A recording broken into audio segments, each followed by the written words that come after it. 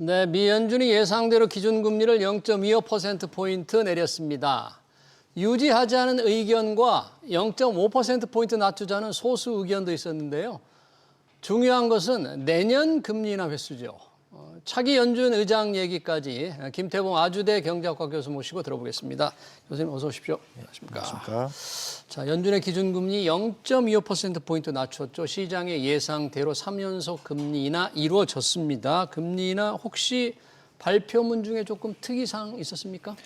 예, 발표문 말씀드리기에 앞서서 우리나라에서 유독 미국 연준의 금리에 대해서 이렇게 민감하게 우리가 받아들였던 적이 있는가 좀 예. 궁금하더라고요. 예, 최근에 특히 그런데 왜 그럴까? 예전에는 전문가들, 예. 또 소수의 외환 딜러들만의 이게 영역이었다고 하면 네. 미국 연준 금리는 우리의 삶과는 전혀 상관이 없었던 거라는 것이죠. 근데 예. 유독 일반 대중들도 관심을 갖고 이제 미국 연준 금리에 대한 방향 또 어떻게 결정되는지에 대한 메커니즘에 대해서 굉장히 많이 궁금해하시는 것 같아요. 네. 그런 게 이제 이전과 좀 다른 현상이라고 보는데 왜 그런가 한번 저 스스로 질문을 던져봤어요. 왜 그런 것 같아요? 아무래도 확실히 자본이라는 게 예전보다 훨씬 자유로운 국경을 넘어선 이동이 네. 가능해지고 또 특히 우리나라의 경우는 이제 미국 증시에 대한 투자, 소위 말해서 서학개미라고 하는 이제 규모가 굉장히 커지다 보고 또 환율 상승이나 이런 거에 대해서 사람들이 민감해지면서 네.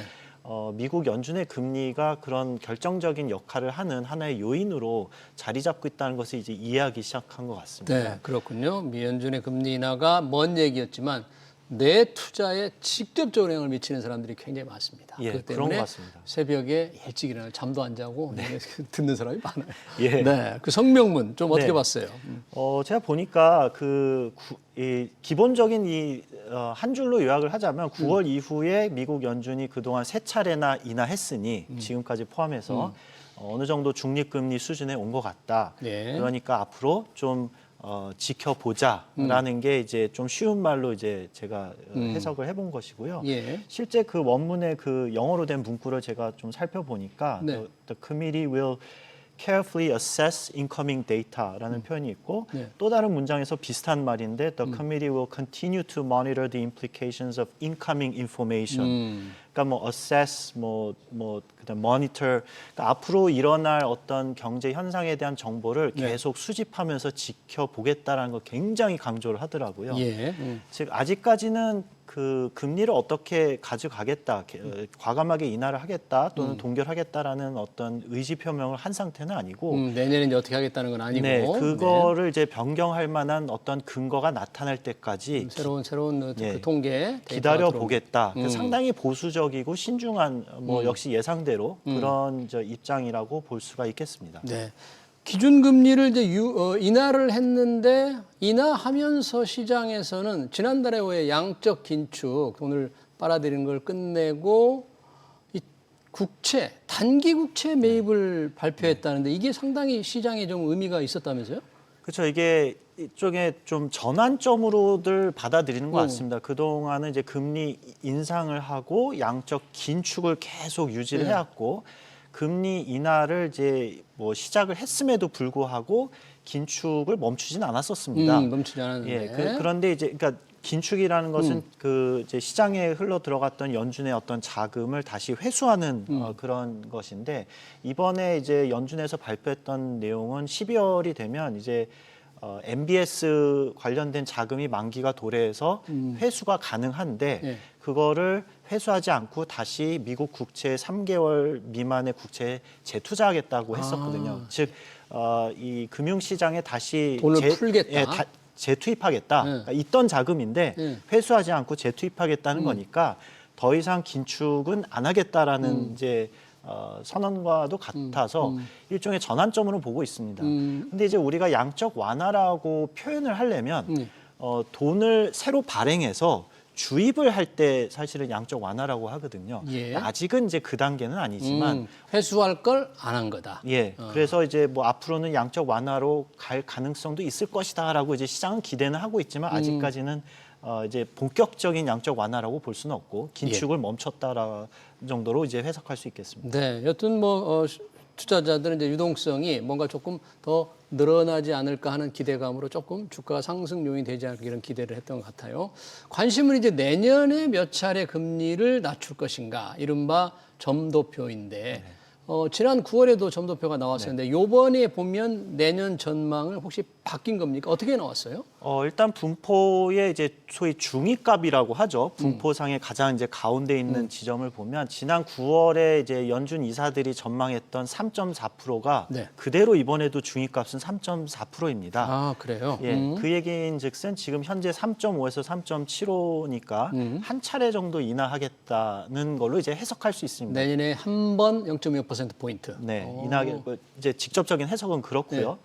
그다음에 이제 분포 모양을 제가 좀 자세하게 살펴보니까 9월 달만 해도 약간은 이제 매파적인 인사들과 비둘기파적인 인사들 간에 약간 이 대립이 있었던 것 같아요. 예. 그러니까 금리를 좀 높게 유지하자고 하는 이 분포가 좀 있었고 좀 더 낮춰야 된다는 분포가 있었는데 이번 달에 이제 점도표를 보면은 그 분포가 3.4 가운데로 조금 더 모였습니다. 아, 예, 그래서 그런 금리 전망에 대한 어떤 불확실성은 조금 상대적으로 9월 달에 비하면 좁혀졌다라는 의견 것을 차이가 조금 좁혀졌다. 예, 그런 것으로 이제 해석할 수는 있겠습니다. 점도표가 그러면 내년에 금리 한 번 정도 내려갈 것이라고 연준 위원들이 이렇게 이제 예상을 했는데 그게 이제 점도표라는 거잖아요. 그럼 시장도 그렇게 받아들입니까? 시장은 어떻게 해석을 합니까? 시장은 이제 금리에 대해서 항상 뭐 제가 예전에도 나와서 말씀드린 적이 있는데 내가 원하는 수준의 금리라는 게 있고 사회적으로 가야 될 방향이 있고 또 중앙은행이 실제로 의사결정을 어떻게 할지 이 세 가지가 다 다른데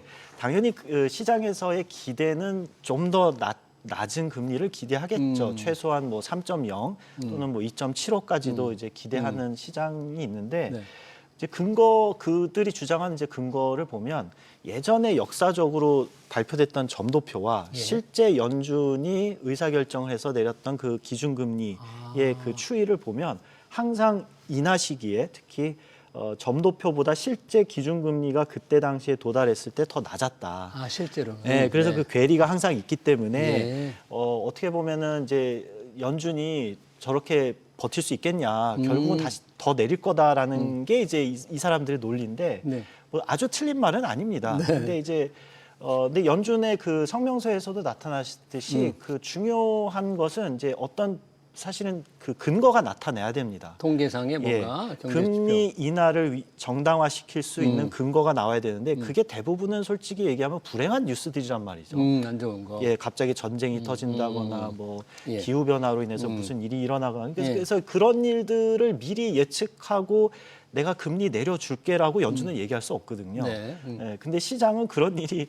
마치 일어날 것처럼 기대를 하면서 인하될 것이다라고 하는 그 둘 간의 어떤 그 신경전, 뭐 약간 이제 그 전략적인 어떤 그런 스탠스라고 볼 수 있겠습니다. 그래도 주가 지수 기준으로 본다면 시장은 좀 이번 금리나 그리고 아까 양적 긴축을 안 하고 돈을 유동성을 그대로 유지한 거에 대해서 조금 긍정적으로 지수는 오른 거죠? 반응한 거죠? 그런 것 같습니다. 일단은 뭐 시장이 90% 이상 금리 인하할 것으로 기대는 했었고 또 내년도에 대한 어떤 전망을 이제 어떻게 가져갈 것이냐. 일단은 최소한 이제 연준 그 성명서는 아주 매파적으로 금리 인하를 절대 안 할 거야 이런 시그널은 없었거든요. 예. 다소 이제 유동적인 중립적인 스탠스를 취했기 때문에 네. 약간의 이제 안도감으로 주식 시장도 반응을 한 것이 아닐까 이렇게 생각이 됩니다.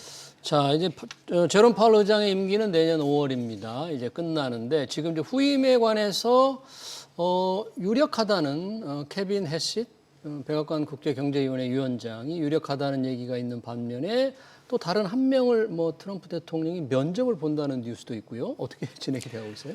글쎄요, 그 누가 될지는 저도 솔직히 모르겠고 이게 뉴스에 나온 거에 따라 얘기하는 사람들마다 다 달라서 모르겠는데 일단 이제 말씀하신 그 케빈 해싯이라는 인물에 대해서 좀 조사를 해보니까 네. 그 일기 트럼프 행정부 때 경제정책 자문하고 설계를 했던 사람이고 감세 정책과 규제 완화를 이제 중점적으로 이제 주장하는 옹호하는 공급주의적 경제학자라고 볼 수가 있겠습니다. 그래서 이제 재정 정책 전문가로 일단은 이제 그 분류가 될 수가 있겠고요. 네.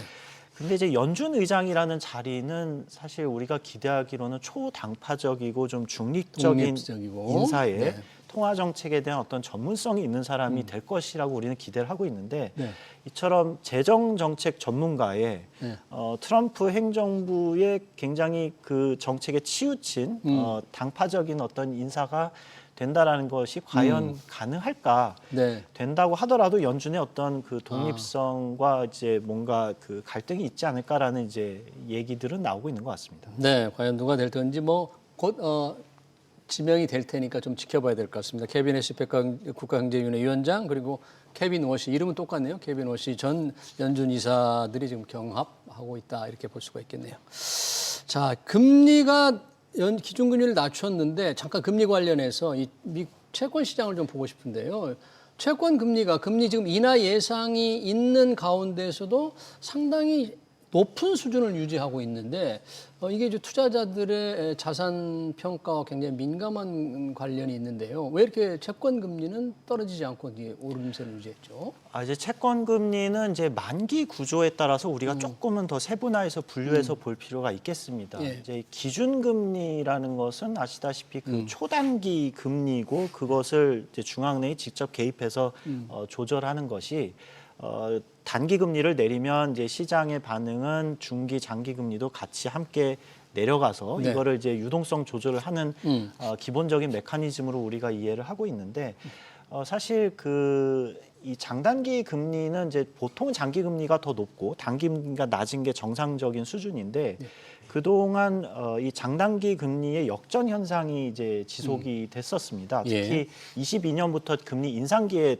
시기에는 단기 금리가 이제 급등을 하고 장기 금리는 오히려 급등하지 않고 머무르면서 이제 역전 현상이 됐는데 최근에 이제 단기 금리를 이제 인하시키다 보니까 이 역전 현상이 이제 해소되는 가운데 장기 금리는 마치 이제 떨어지지 않고 있는 것처럼 보이지만 예전에 사실은 오르지 않고 있었던 것이 이제 유지된다라고 이제 보시면 되겠고요.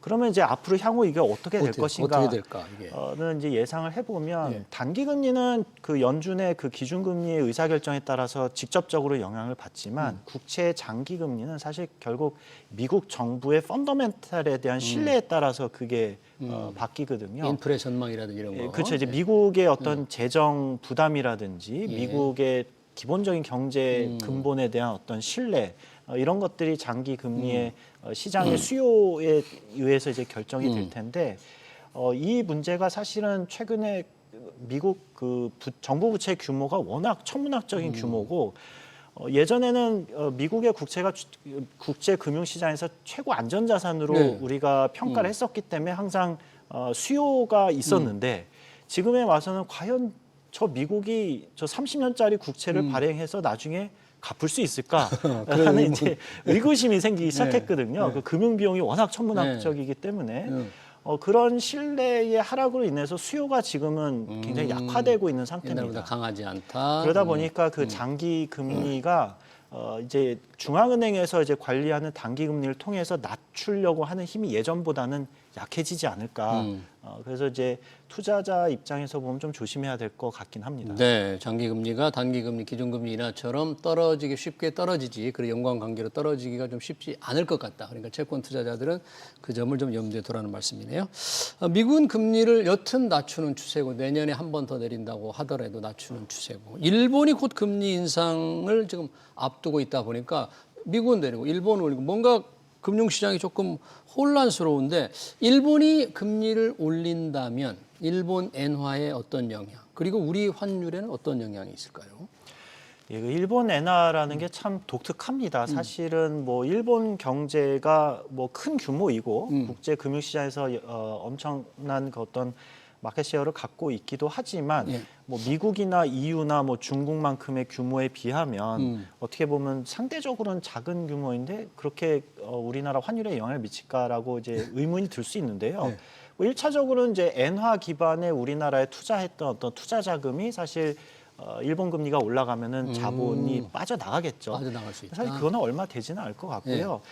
사실 간접적인 어떤 경로를 통해서 더 큰 영향이 있을 수 있는데 이제 미국은 금리를 이제 인하하는 방향으로 가고 있는데 이제 일본의 금리가 올라가면 기본적으로 자본의 흐름이라는 것은 미국에 있던 자본이 일본으로 흘러 들어간단 말이죠. 예. 근데 그 규모가 상당히 클 수 있다라는 게 그동안 일본이 마이너스 금리를 네. 굉장히 장기간 동안 유지해오던 그 시절에 엔캐리 트레이드라고 해서 소위 네, 그렇죠. 일본 엔화로 된 기반의 자본이 미국에 투자를 많이 했고 그 금액이 월가의 기관을 통해서 전 세계에 또 투자가 됐거든요. 그런 자본이 천문학적인 규모로 있다는 겁니다. 그래서 그 자본이 많이 들어와서 지금 엔화가 올라갈 가능성이 있다. 그러면 이제 이렇게 미국 보시면 월가에서 엔화 기반의 투자 금액이 일본으로 회수가 예. 되고요. 그럼 미국 월가도 전 세계에 투자했던 금액들이 다 회수가 되면 사실 우리나라 자본 유출을 걱정하지 않을 수가 없는 알겠습니다. 네. 결과가 되겠습니다. 네, 시간 관계상 조금 더 자세한 이야기는 듣지 못했는데요. 미 연준의 금리 인하 그리고 일본의 금융 결정 전망까지 잘 들었습니다. 지금까지 김태봉 아주대 경제학과 교수였습니다. 교수님 고맙습니다. 네. 감사합니다.